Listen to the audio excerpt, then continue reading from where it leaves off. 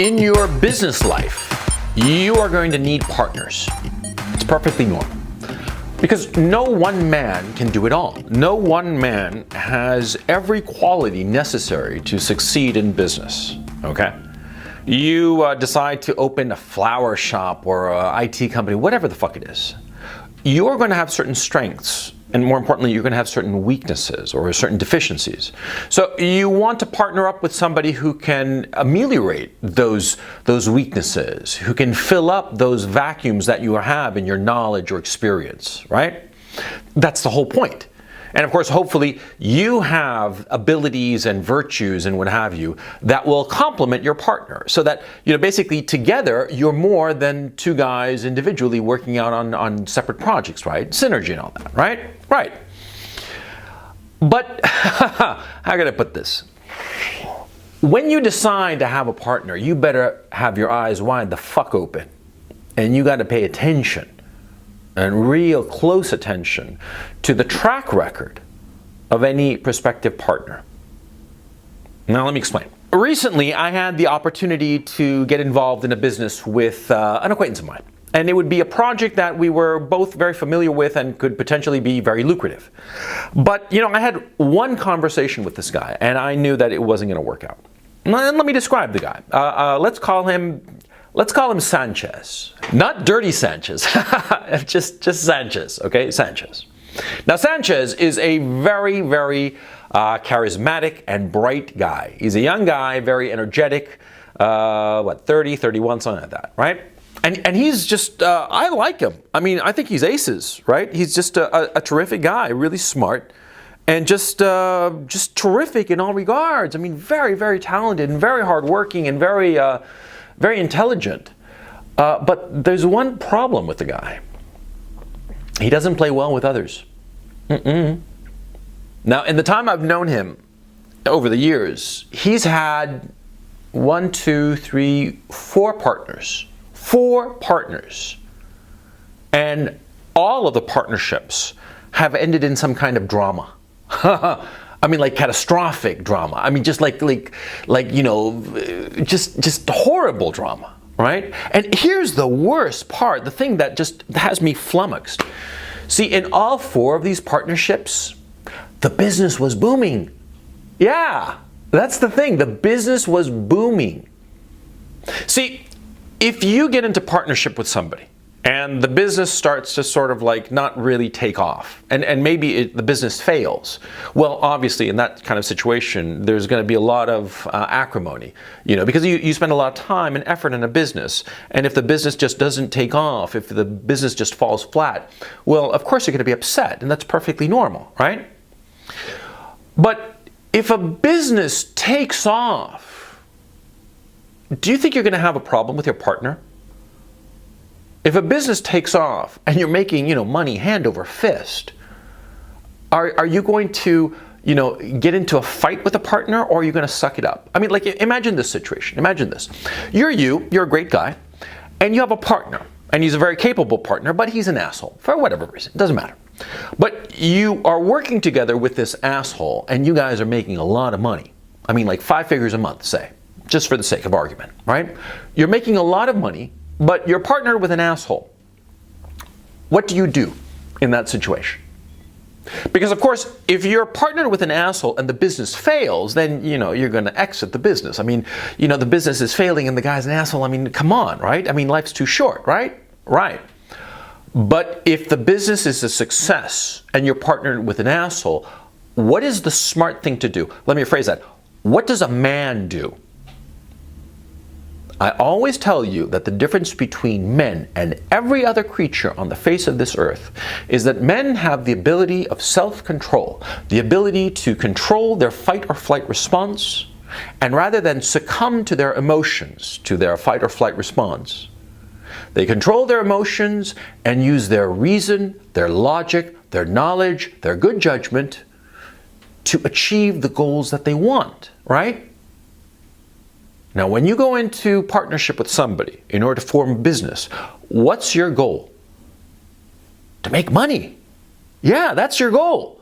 If you have a good time while you're making money, so much the better.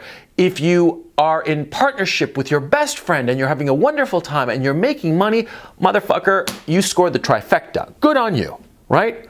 But the number one priority is to make money. Everything else is secondary. So if you're in a business that is succeeding, that is making money, and you've got an asshole for a partner, and you just really can't stand the son of a bitch, but he's very capable, very competent, and he helps the business as much as you help the business, presumably, right? Well, then you just suck it up. That's what you do. I mean, you've got this asshole partner, and well, that's life. You got an asshole partner, so you just have to suck it up and just work with the guy because you're making money. Because that's the whole point of business, to make money. It might sound very mercenary or what have you, but come on, right? Get real. Think like a grown-up and not like a fucking child, right? You got an asshole partner? Fine. You live with him. If you have the opportunity to somehow get rid of this asshole partner and slide in somebody else who will replace him and do the things that he used to do, well, if you have that opportunity, take it, of course. I mean, you don't want to be saddled to an asshole just because. If you have the opportunity to get rid of the asshole and bring in somebody who will do the same job at the same price, or presumably for less money even, that they would take, right? Do it. I mean, I'm not arguing. I'm not saying that you should be like some martyr to a partnership that's making money. No, that's not what I'm saying. But what I am saying is that, you got to think like a grown-up. You got to realize that if you're doing well and making money, you suck up the asshole. But Sanchez didn't. He was making money hand over fist, and over penny ante stuff. I mean, bullshit stuff. I mean, like real kind of like junior high school shit. Like, oh, she said this and he said that. He was mean to me. Fuck shit that is just so trivial, right? Over trivial shit, he blew up this wonderful partnership that was so successful. And because of it, Sanchez went like downhill after that. But then he recovered. He found another partner and he went back uphill. With this second partner, things started going great. Things started, on the up and up, on the upswing. He started making money, right? And then again, he has a fight with his partner. It got to the point with this new partner, right? Sanchez took the money from the partnership while the partner took the underlying asset. And they were like at this impasse. And they aired it out in public, right? Like a soap opera for everybody to enjoy, right? What the fuck? Yeah, because with the previous blow up, the previous partnership, that was also aired out in public, Jesus Christ. But anyway, so with the second partnership, it blows up again. And they sort of like ironed it out, patched it up, and then, they came to an agreement, right? And then another partnership, same fucking thing. Sanchez goes from partner to partner. And the worst part is that all of his partnerships are successful. They are successful partnerships in the sense that they make money. But what does the guy do? He sabotages the partnership. Now, why he would sabotage the partnership, I don't know. I mean, you'd have to, get him to talk to a shrink for a few hours and maybe you'd come up with some explanation. That's not the issue. The issue is, of course, you could see that this is the situation with Sanchez, right? That's the reality of Sanchez. He does not play well with others. Now, I had the opportunity to potentially partner up with Sanchez, right? He called me up, all excited, let's partner up, it'll be great, blah, blah, blah, blah, blah, blah. Sure, and it got me excited because, Sanchez is like a guy who lifts you up, who makes you feel really excited about shit. So he started telling me about a potential partnership, and I was like, sure. And so I started asking like reasonable questions. And all of a sudden he got fucking upset. I mean, really upset over things that are the normal questions that you ask about a potential partnership. About percentages, about who was going to get paid and who wasn't. And all of a sudden I realized that, what he was trying to do was have me as like a junior partner. And he was going to have a couple of cronies and himself have 50% of the business. And I was going to have a fraction thereof. And of course, him and his cronies would be able to vote me out and screw me over potentially screw me over out of money and all the rest of it. And all of a sudden I realized, this guy, that's how he operates. That's how he is. I mean, you can't blame him. It's like the frog and the scorpion story, right? Did a video about the fucking frog and scorpion story right here. The scorpion acts the way the scorpion will. It's his nature. He's not going to change, right? I had the one conversation with Sanchez, and I realized it wasn't going to fucking work out, okay? And shortly thereafter, it sort of like petered out and never heard from Sanchez again. I was not surprised, and frankly, I was relieved because I knew it was going to end in disaster, see? Because the guy doesn't play well with others.